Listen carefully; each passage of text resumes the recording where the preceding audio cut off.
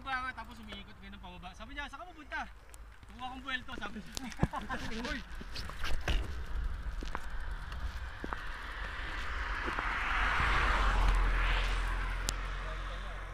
Sinabi naman namin na pagpakyat yung maliit.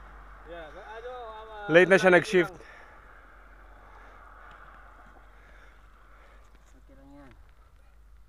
Matututo din yan. Hindi ko siya pwedeng antayin sa baba. Puta yan, parehas kami tatama din eh. Uwi na lang.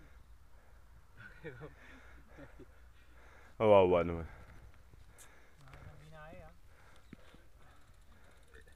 Pinapatay mo yung ano mo pare? Oo, nakalimutan ko yung battery.